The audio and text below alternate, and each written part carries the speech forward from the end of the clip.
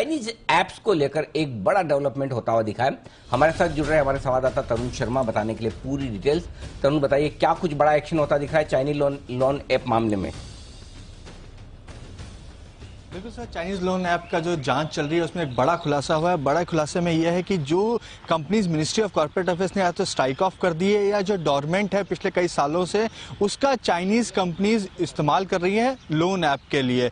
तो इसी के लेकर आज मिनिस्ट्री ऑफ होम अफेयर्स में एक बैठक थी। इस बैठक में आरबीआई, फिनेंस मिनिस्ट्री के officers, ministry of corporate affairs के ऑफिसर्स मौजूद थे। एमएचए के एडिशनल सेक्रेटरी की अध्यक्षता में यह बैठक चल रही थी। इस बैठक में साफ तौर से निकल के आया करीबन 5 से 6 हजार ऐसी एनबीएफसीज हैं या तो जो या तो स्ट्राइक ऑफ हो गई हैं या डोरमेंट हो गई है, लेकिन उन्होंने अपना पूरा कामकाज जो है वो चाइनीज लोन ऐप को दे दिया है कुछ पैसों पे। तो अब सरकार ने आरबीआई को कहा है कि जो एनबीएफसीज हैं उनका हर साल आप केवाईसी करिए, जिससे आपको पता लग सके कि कौन सी कंपनी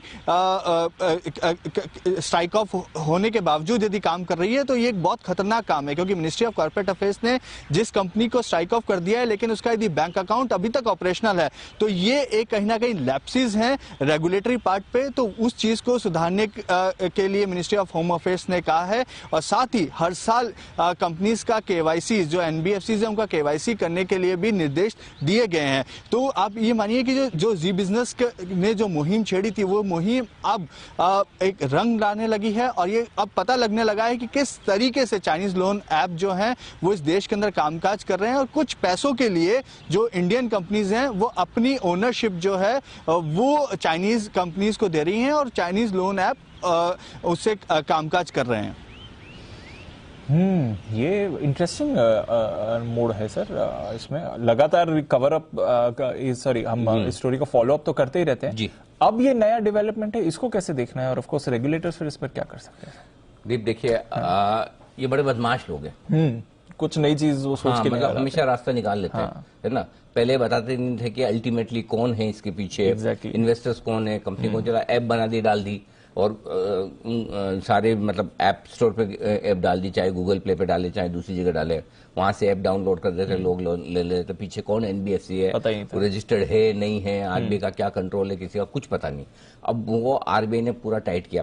मुझे याद है हमने 1 नहीं 2 किए थे। सबसे पहले हमने ऑपरेशन हफ्ता वसूली किया, और उसके बाद ऑपरेशन हफ्ता वसूली का चाइनीज कनेक्शन, आज से 2 साल पहले, 2.25 साल पहले। तब किसी को पता भी नहीं था कि ये मामला इतना बड़ा होगा। अब 2-2.25 साल बाद जाके आप देखिए एक इतने बड़े रेगुलेशन आ रहे हैं। तो एकदम परफेक्ट डायरेक्शन में सरकार काम कर रही है, और कई सारी ऐसी ये डिजिटल लोन ऐप है जिनको सरकार ने कहा कि बंद करो, खत्म करो, लेकिन फिर भी चल रही है। और न बैंक अकाउंट बंद हो रहे हैं, न उनका लोन देने का कारोबार बंद हो रहा है। तो अब इस पर गृह मंत्रालय का, आरबीआई का और बड़ा एक्शन होने की तैयारी में। तो छोटे और भोले वाले लोगों को टॉर्चर से बचाने की दिशा में ये एक बड़ा कदम है जो होता हुआ दिख रहा है। धन्यवाद तरुण इस बेहतरीन जानकारी के लिए और इस पूरी इंफॉर्मेशन के लिए। आइए